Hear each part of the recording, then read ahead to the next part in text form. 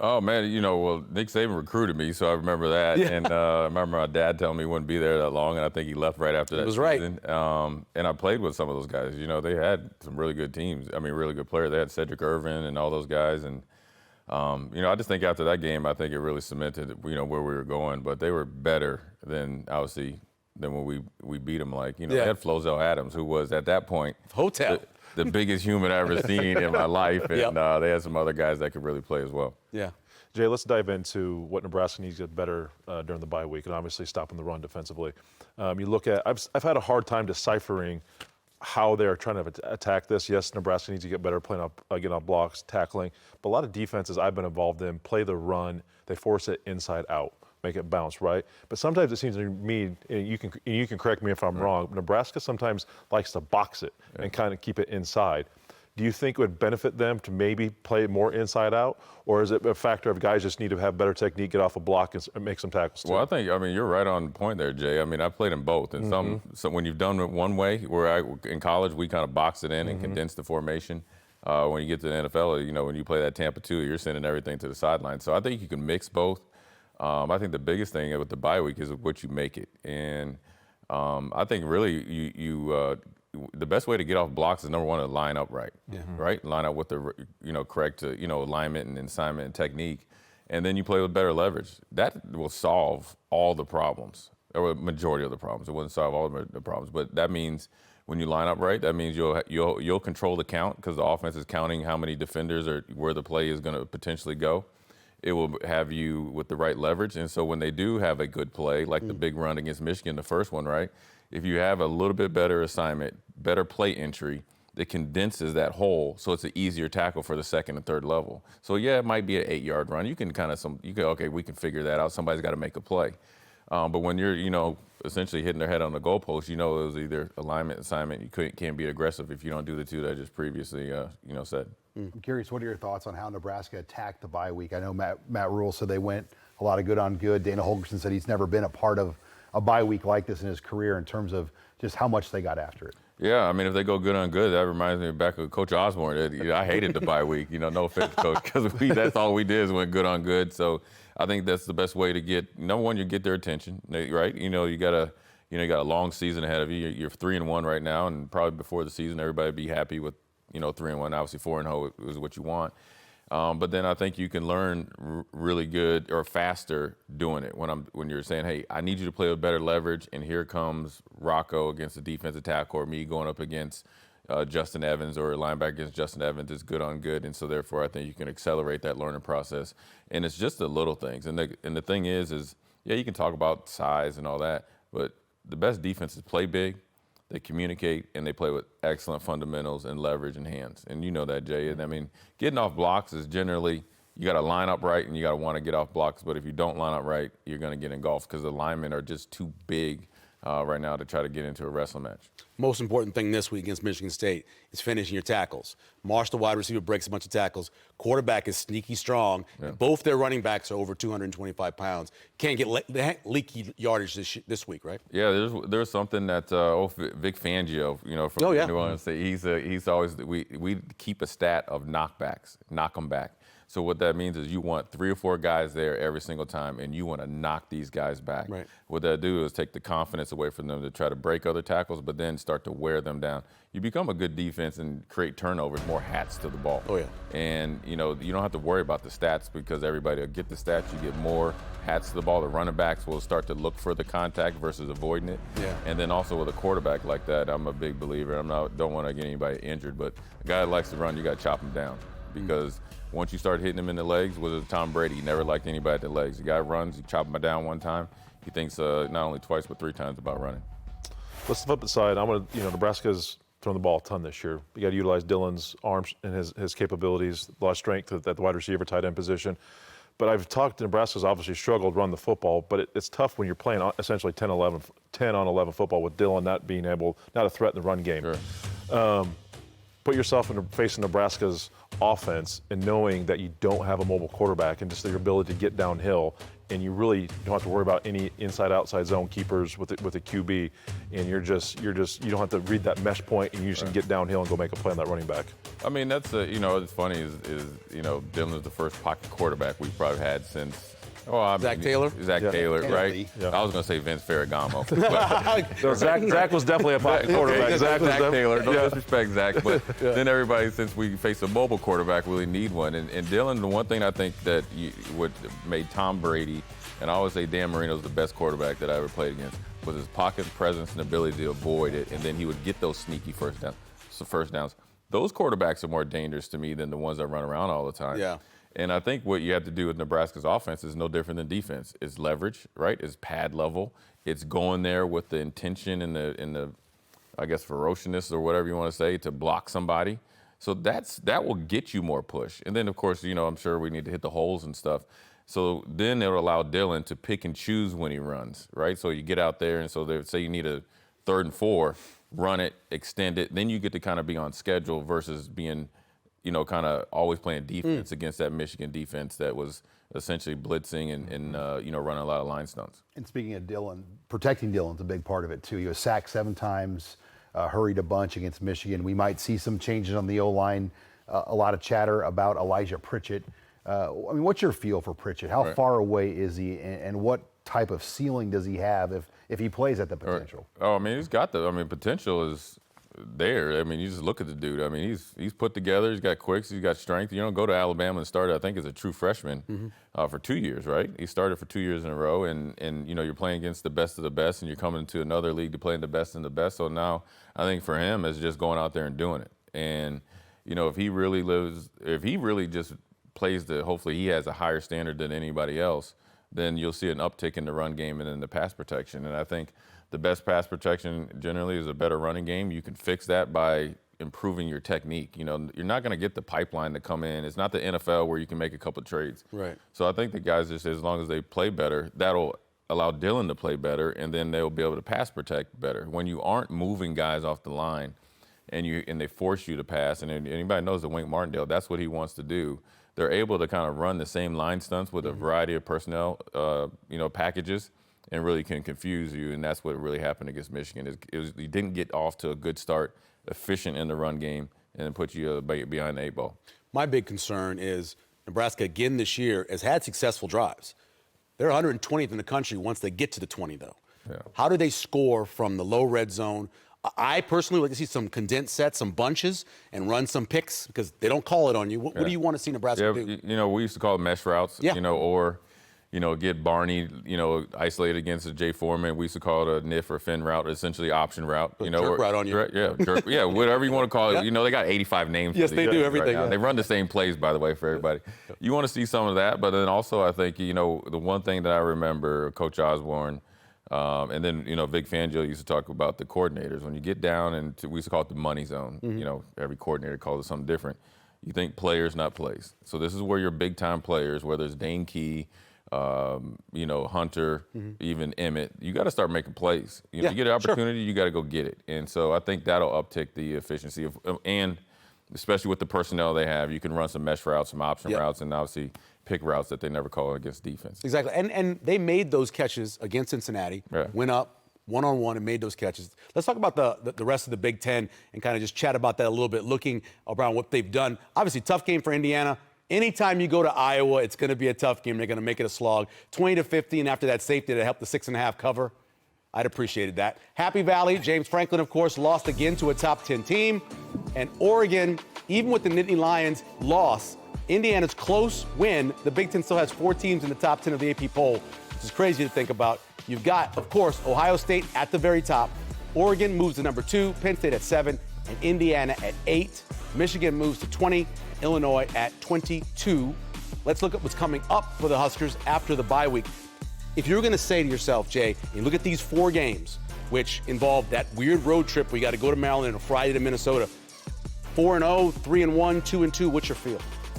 I never played a game not thinking we're going to win, so I'm 4-0. So I'm the wrong person to ask that. But I think, again, 3-1.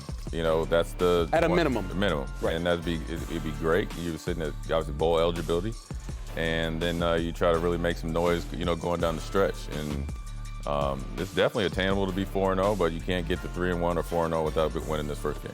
Let's talk more about Michigan State and what to expect from them. I said earlier, they break a lot of tackles. Offense looks good. That pass defense is really bad. Yeah, and they're like a feast or famine. I actually was up for whatever reason watching it when they played USC. Oh, yeah. So it's a defense that's high risk, high reward. So if they are hot that day as a coordinator, you know this, Jay, then you're going to have a lot of tackles for loss, and the passing yards will be down. But I think there's plenty to get, against that defense. But you also want to make sure you just want to play your game, and you go play your game. And if it starts out a little tough, then eventually it'll open up. You just got to be patient. Speaking of attacking that defense and Nebraska's run game, trying to get it going, who do you think you like to see kind of take over that second running back spot now behind Emmett? Because we all know he can't continue this load going forward in the Big Ten play. Well, I think,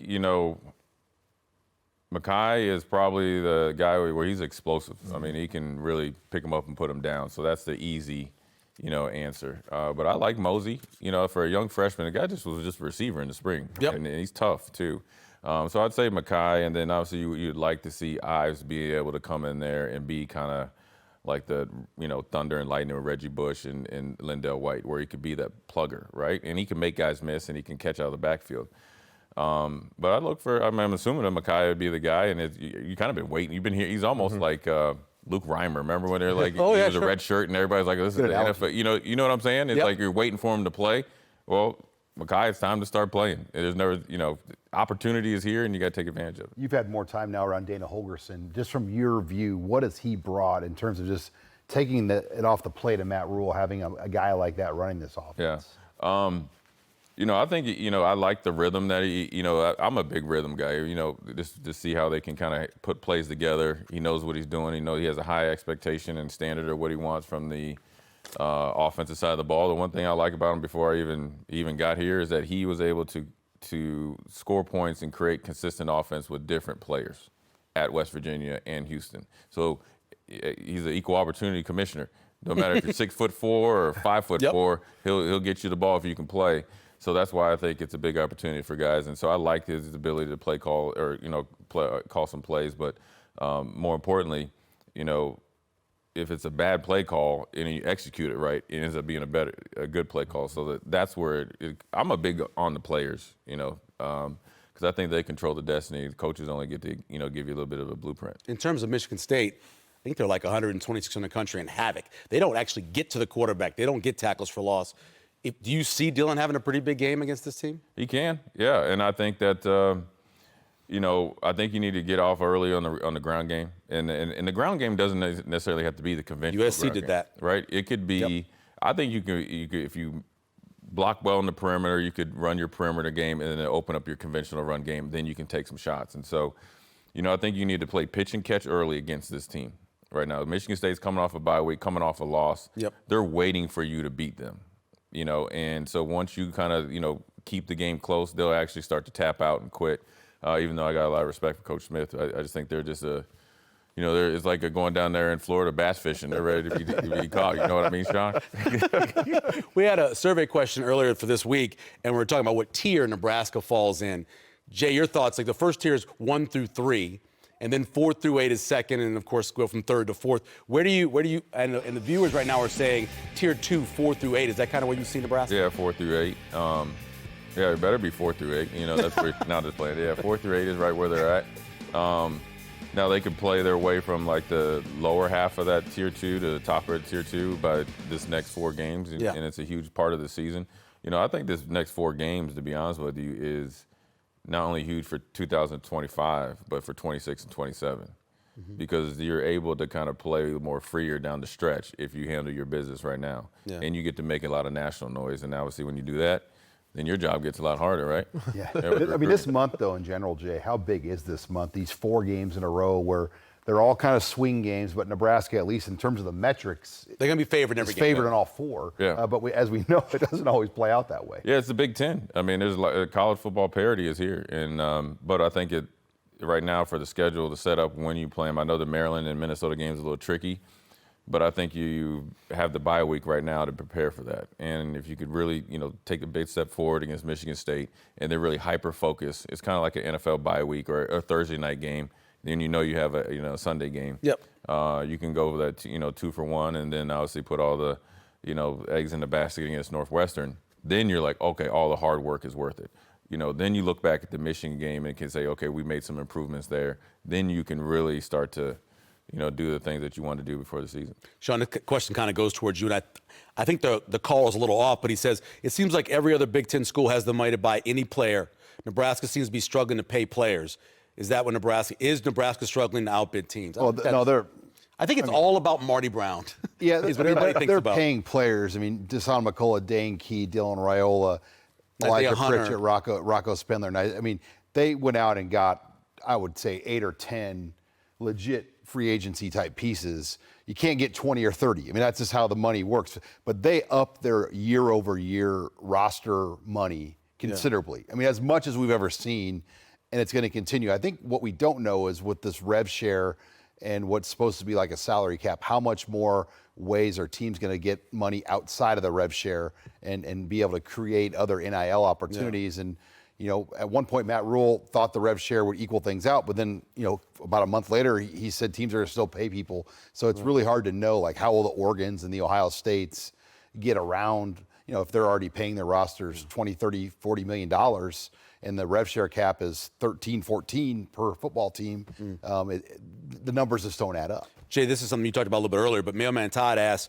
you think they'll go more with the 4 down linemen as we go forward, especially against a team like Michigan State? Yeah, well, you saw some bare front against Michigan. Yep. That's the old Buddy Ryan 46 defense. Lining up right? Yeah. head up with those guys. And so, the ability to adjust, I think, so Coach Butler's played every defense. And you might see some 4-man fronts, and they play a lot of 4-man when you play nickel anyways.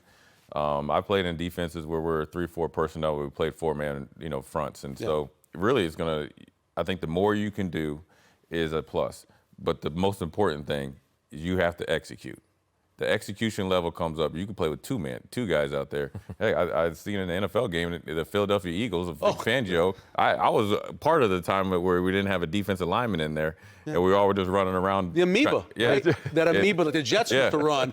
Yeah, so you can do anything as long as you execute it. So I think you might see some more 4-man fronts. I think they're potentially getting healthier. You would know more than that with, was it Gabe Moore and those guys, right? From Mississippi State. Yeah, Gabe Moore's been back in there. So. Yeah, so you're able to kind of maybe mix in some different type of, fronts. I think this one has to go to you, Jay, because what are your thoughts on beer being sold in Memorial Stadium this year? Have you had a chance to have a $12 beer? No, I haven't yet. I haven't gone to a game. Too cheap. No, that's not true. Not true. I've bought stuff from you before. Listen, I haven't been to a game yet this year. Might go to. There's a chance I'm at this one on Saturday afternoon. I think it's great. It's revenue for the university. It's for everywhere you go. Yeah. It's been at the basketball, the facility at PBA. Haymarket Park. Haymarket, right? So I'm a fan of it. Who doesn't want a cold beer watching football, man? That's American, right? Nebraska was the last venue in the Big Ten to have beer sales. So it was about that time. This is not like some novelty that's new to Lincoln. We were the last ones to get I on remember with it. going to Texas game and they had wine. They had red and white wine. This one goes to you, Jay, and it's unfair. A question by Adam off Facebook. He goes, I don't think Nebraska football will ever be as dominant as they were in the 90s because college football back then is different than now. Is that true, you think? Well, I think it's definitely harder. I think the dominance of just what you saw in the 90s was byproduct from the 70s. You know what I mean? I mean, it was more than just the 90s. Sure. It was dominant Good 70s, in the 80s, 80s, 90s, early 2000s. So I think you're going to see little pods of dominance. Georgia, Clemson, that type of run. Yeah. And then you have to reset. And so Nebraska's trying to work their way to, get the first step. But that's why I think these next 4 games are huge.